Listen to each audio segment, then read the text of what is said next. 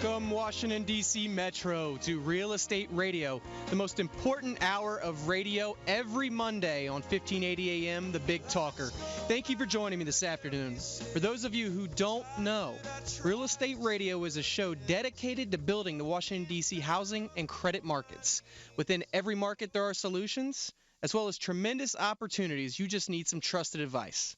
That's my message, and I'll be delivering it to you every Monday from 2 to 3 p.m. right here on 1580, The Big Talker. Joining me on our panel today is Louis Cammarosano, the general manager of HomeGain. You can find them at homegain.com. You there, Louis? I'm here, Ryan. How are you? I'm doing wonderful. How was your weekend? Did you watch any of the basketball games, or not really a big basketball fan? No, I didn't watch any of it. Yeah, it's interesting. They say it's the least productive work week of the year. Yeah. Hey, do you know how Obama's picks fared? I know it was a big deal that he had made his picks on CNN. Now, you know what? You may not have watched the game. I didn't pay any attention to what he picked. Ah, okay. So I don't really know. I know that my picks were horrible. I still have the one team that's still in there, Ohio State. But, outside of that, I just enjoy watching the games. It's always fun and, get you away from work for a couple hours. At least. We've got a couple things to jump in today. We're going to go over the business insights of what happened last week. And coming up later in the show, we're also going to be talking with Alan Johnson with AG Team Realty on you renters out there that your lease might be coming due in the next couple months, and you could be looking to get hit with anywhere from a 7 to 10% rate increase. And we want to discuss what the options that might be available to you at that time. And also, we want to talk about the low levels of supply in the Washington, D.C. metropolitan area, what that means, and some of the negotiation tactics that you can put in place to really help your chances of getting a contract to go through. Because I know a lot of you buyers out there have been having some frustrations submitting multiple contracts, and you're wondering why there's bidding wars all over again in the Washington, D.C. metropolitan area. And unfortunately, that is what it's come to. We're kind of right back in the situation we were a couple years back where, you're having to bid things up to get them. And it's just basically a supply and demand issue. Another reminder before we get started that if you have any questions regarding any topics we covered today, just call the off-air number. It's 877-245-2030. That's 877-245-2030, and I will personally advise you or put you in contact with the person that can. Now it's time for the business insights of last week, where we recap all of the important credit and real estate-related events of last week. This segment was brought to you by HomeGain. HomeGain is the place to get you started buying or selling a home, finding a realtor, and getting real estate questions answered. So go to homegain.com today and see what I'm talking about. All you need to do is type in your home address, and you will get an instant free estimate of your home's value online. And it's a great way to monitor your home's value for free. So make sure you check that out at homegain.com. Now, on Monday, Louis, the news out of Japan is causing, a lot of global uncertainty, and it's really been damaging our stock market over the last week. So the bond buying has been up quite a bit, and it's causing mortgage rates to move lower. And I was actually looking this morning, and it looks like, bond market's pretty much even, flat from where it was at. I saw that, they had said that they got a lot of those nuclear reactors under control, but now that there might be another reactor that had been stable is now spewing out of steam filled with radiation all over again. So, this just seems like this is going to be an endless problem that we're going to have. And couple that with, what we have going on over in Libya. The UN forces bombed Gaddafi over the weekend trying to help the rebels out. But now there's been reports that Gaddafi has basically been defiant, and he's reporting as taking citizens as human shields into his compound, basically keeping the UN forces from taking him out completely. So crude oil and gold prices are higher today, but it's just kind of a mess going on over there. What are your thoughts about it, and, kind of how we can relate that back to the real estate market? Well, as I mentioned last week, what happens in Japan definitely has an impact what's going to happen to U.S. interest rates. So far, it doesn't look like the Japanese are selling U.S. bonds, but Right. One would have to imagine that either the government would need to repatriate that money, because the reason you own bonds are for a rainy day, and that rainy day is here. It doesn't make a lot of sense for the Japanese government to print up more money to feed their rebuilding efforts. Instead, I think they should be selling treasuries. They're not. I would also think that any insurance company that had treasuries would need to sell them to pay claims. You may see that as the claims start filing in. So even though interest rates are low right now, They really have been saying this for years, but they have to go up. Yeah, and it can really change on a drop of a dime. Really, it can. And if that happens, and you're counting on meeting your payments and buying a house based on a certain mortgage, you may be out of luck. I mean, it's not to say you should rush into this a home purchase right now, but if you're at the point where you've identified the house, you've cleared your credit, waiting for the price to drop on the home is probably not where your head should be. It should be, are the rates going to rise on me significantly? Yeah, and and I don't want to sound like we're beating the dead drum every week saying, hey, it's a good time right now.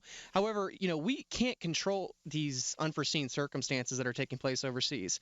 And ultimately, like you said, the rates have to go up at some point, and we just don't know what that tipping point's going to be. And I've been wondering this for a while, and maybe a lot of you listeners out there have the same thoughts. It's like, we're saying that Japan should be doing this. Do you think that maybe the United States has something worked out with Japan here, Lewis? Because ultimately, I would think that would be the first thing they would do is start selling off those. When you say, does the U.S. have anything? The Fed.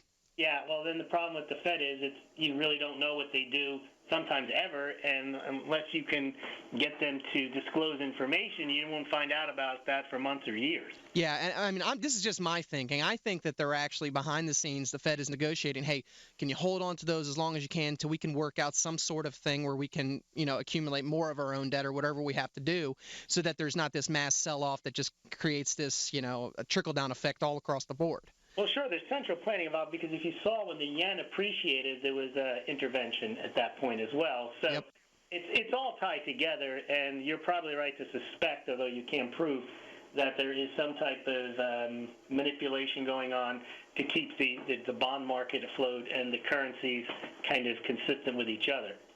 Absolutely. For you, the renter out there, for you, the homeowner that are looking to, purchase or get out of your lease and looking to buy something, I mean, there's not going to be a more affordable time than right now. I mean, I'm looking at the interest rates right now, and you're getting still close down around that 4.5% mark, or maybe a touch higher depending upon your qualifications.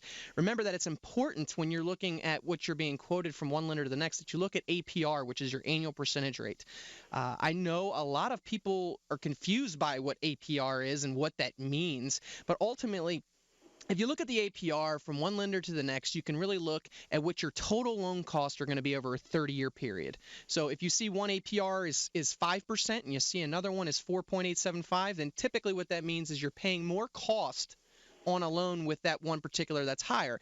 And it's just kind of an easy way to look at things. I know it confuses a lot of people, Lewis. I don't know about you, but if you look at it, they're like, why is my APR different than my real interest rate? And it confuses people. Government always confuses people when they create these forms that you have to give out to people. So, for those that are shopping and just completely confused, that's a quick way to do it. It's just to look what the APR is. The higher one typically means that there's just probably higher fees involved. And you also have to look at the term involved and everything else. But if you're in that situation right now, feel free to reach out to us at 877-245-2030. We can look at your individual situation. And even if you're shopping and you want a second opinion, we can help you with that as well. On Tuesday, the Fed met again, and the Fed was pretty much upbeat about our economy once again. They're saying, this was a good sign for housing, and I know that I say that based upon our location here in the Washington, D.C. metropolitan area because things are moving very quickly around here. However, as a nation as a whole, I just don't really see how they can remain as upbeat as they are. Lewis, you had sent me over the weekend an article on the Consumer Price Index and the Fed's measure of that. And the inflation numbers are up. And when they say slightly, we know that it's more than slightly because they're factoring out the food and energy component. If inflation creeps up, expect mortgage rates to go up with it. And I think this is the other reason why the Fed is so determined to just, be disillusional about this and not pay any attention to it, because they know ultimately this is bad for mortgage interest rates. Well, you're exactly right. And what the Fed is saying, they are so far behind the curve on inflation, they are saying it's not even at their target rate. It's kind of ridiculous to have an inflation target rate that they're trying to get to. Right. And when the core is out of control, and the real rate, the thing I sent you last week showed that the cost of living is high as it's been in 35 years. Yeah, I have the article in front of me. Let me just read off a little portion. It's from CNBC, actually USA Today. The special index created by the Labor Department to measure the actual cost of living for Americans hit a record high in February, according to data released Thursday, surpassing the old high in July of 2008. The Chain Consumer Price Index, released along with the more widely watched CPI, increased 0.5% to 127.4 from 126.8 in January. In July of 2008, just as the housing crisis was tightening its grip, the Chain Consumer Price Index hit its previous record of 126.9. So there we are hitting an all-time high. And the Fed came in later in that article, and they're saying, that the regular CPI, which has already been at a record for a while, increased 0.5%, which is the fastest pace in a year and a half. However, the Fed's preferred measure, CPI excluding food and energy, only increased by 0.2%. Ryan, what's interesting is it's all relative. If you look at a 2% inflation rate versus a 10% inflation rate, you might draw the conclusion that 10% is worse. But you have to look at it relative to what the real interest rates are. Because right now, if you're a saver and you've got a CD and you're getting a 0.5%, the difference between the 0.5% interest and the 2% inflation rate, the official rate, is a 400% increase. Whereas in inflationary times in the 70s and early 80s, if inflation rate was 12% and you were getting 10%, you were only 20% off. Yep. So that spread is wide, and we're being deceived by having a small inflation number, which is also being kept down because they strip out the food and energy. But the relationship to the real money that you can get, return on investment, is vast, and that forces people to put money in the stock market, which inflates, again, the equities markets, and you may have another bubble. And if those prices come down, people are feeling rich right now because the stock market's back. But if they come back to correct to more rational levels, and people aren't rich anymore, and then they'll feel the inflation. And we know everything is so cyclical that this is ultimately going to come right back to where it was before. And me and you have been saying this for a while now, that if you're in a situation where you can afford to buy more real estate as an investment and to lock in long-term debt at 5% or under, it's a smart play right now. Now, maybe not for everybody, but it's definitely a smart play. That's if you can. And today they just released numbers for February on existing home sales, and they're down 9.6% over January. Now, that sounds bad, but if you calculate there's 3 fewer days in February, that's 9.6% fewer days. Right. But what's interesting in that report also, Ryan, was cash purchases constituted 33% of all purchases. It's amazing, right? The investors are just swooping in. They are, and it also probably highlights that the credit isn't as widely available. Right.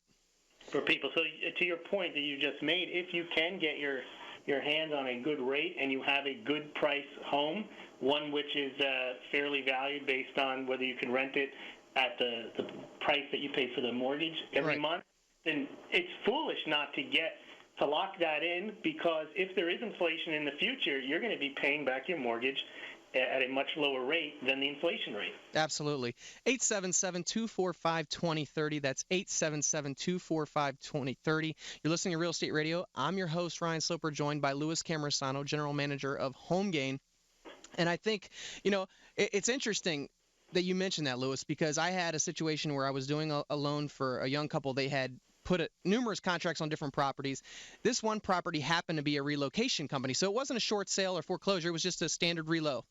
And they put an offer, which I think was a substantial offer. Let's say the sales price was $250. They put an offer in at $250 and just asked for their closing costs to be paid by the seller. Well, there was an investor that came in and made an offer, I want to say at $240 cash offer, close in 2 weeks. And they came back to the buyers that I was working with, and they said, well, I think we're going to work with the investor unless you want to sharpen your pencil and submit another offer. So they submitted another offer, which was going to net the seller, this relocation, whoever was handling the relocation company, about $8,000 more in this transaction, and they were going to close in 30 days. Mm-hmm. They still took the cash and closing in 2 weeks. It was a net difference of $10,000 almost. I mean, and that if they're willing to do that, then you got to look at what the banks are saying. That's why they're more than willing to go with these cash offers, and we're seeing more and more buyers, especially in the Washington, D.C. metropolitan area that are missing out on good houses because the investors are just coming in slightly under where they're at and closing in 5 to 10 days, and the bank's just saying, let's go with it.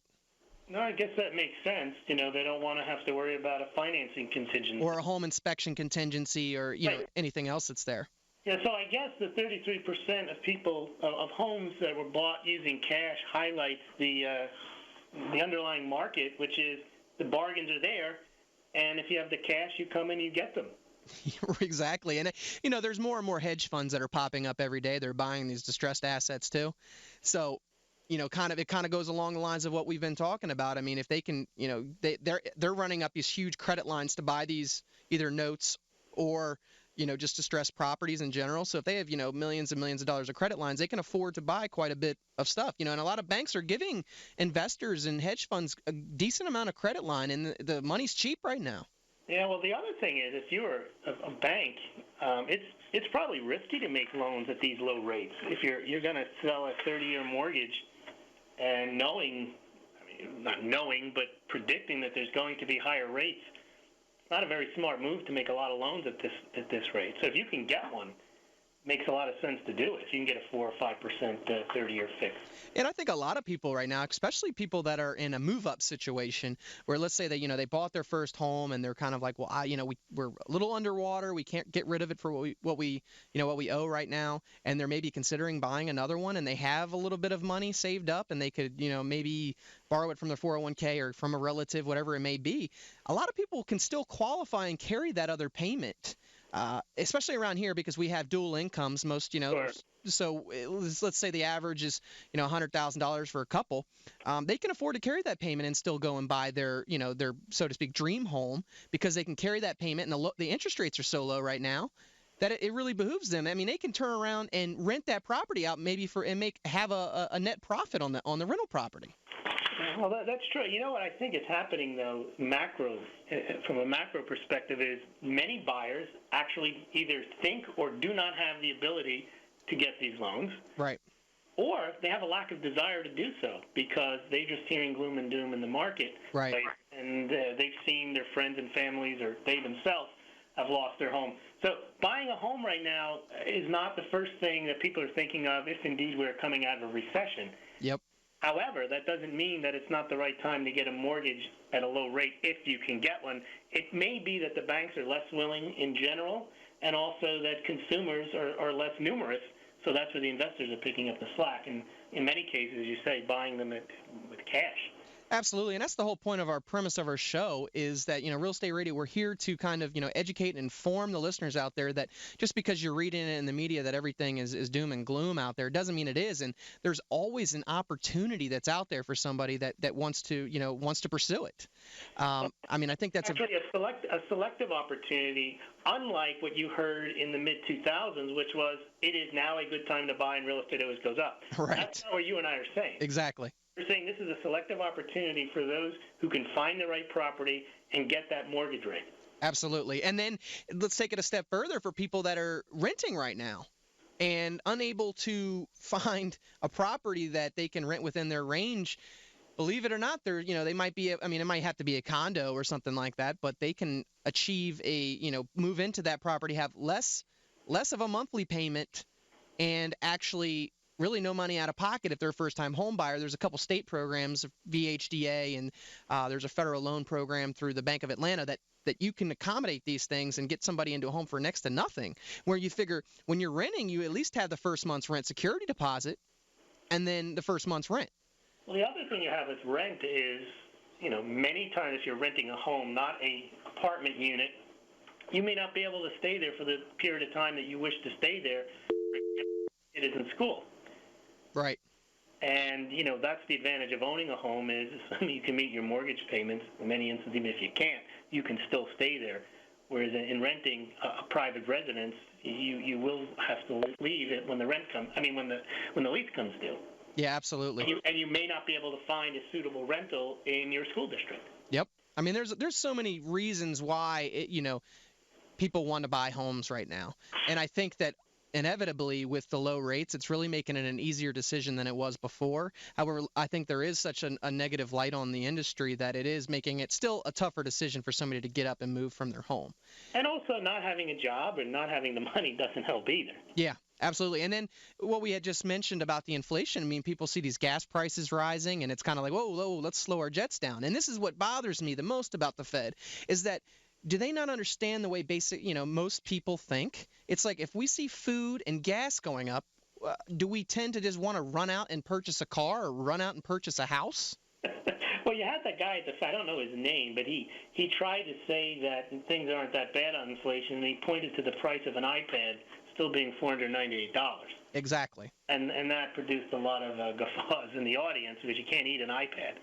And, what the interesting part on that is, too, is that how many people do you think are actually going out and paying cash for these iPads? They're putting them on credit cards or whatever else. What you can do, and you still have access to consumer credit. Consumer credit really hasn't been ratcheted back to the same extent that mortgage credit has. I know. It's definitely interesting to note that. Let's move ahead to Thursday, where the jobless claims were reported. Looks like the new applications for state jobless benefits fell by 16,000 to 385,000, keeping the national claims at a level usually associated with a modest pace of hiring. Economists polled by the MarketWatch had expected first-time claims to fall to a seasonally adjusted 389,000 in the week ended March 12th. The prior week's claims were revised up to 401,000, according to the Labor Department. This is, once again, I think, Lewis, here, these claims are remaining about the same week over week. If anything, trending upward to me. I don't really see that they're falling off. No, they have to decline significantly. You need to be producing jobs, not just staying at the same level of people losing their jobs. Yeah, and then on Friday, there was no major reports. The market movement was highly centered around the issues in the Mideast as well as Japan. And I want to reiterate what we had said earlier. When Japan ultimately decides that they need to start rebuilding over there, that's going to be at the expense of us here in the United States. They're going to need that money, and when they decide to sell those treasury notes, money's got to be replenished from somewhere. Who's it going to be, us or another country? I really don't know the answers to these questions because we're reaching our debt ceiling as it is. If we haven't, didn't you see an article the other day, Lewis? There was something where we've already reached it. I don't know, did they extend it? Yeah, they did extend it. Okay. I think in exchange, they got some spending cuts, and I think today also the Fed mentioned that they will start selling some mortgage-backed securities that they had bought. Yes, I did see that as well. I think it was something like $10 billion in mortgage-backed securities that they were going to sell and then do that over a period of time. Yep. So ultimately, for you, the consumer out there that's looking to purchase, mortgage rates, had inched back down to record lows, basically because of Japan and what's going over in the Middle East. Because whenever you have all that unrest that's going on, it's actually good for mortgage rates. People are taking their money out of stocks and they're putting them in the safe havens of bonds.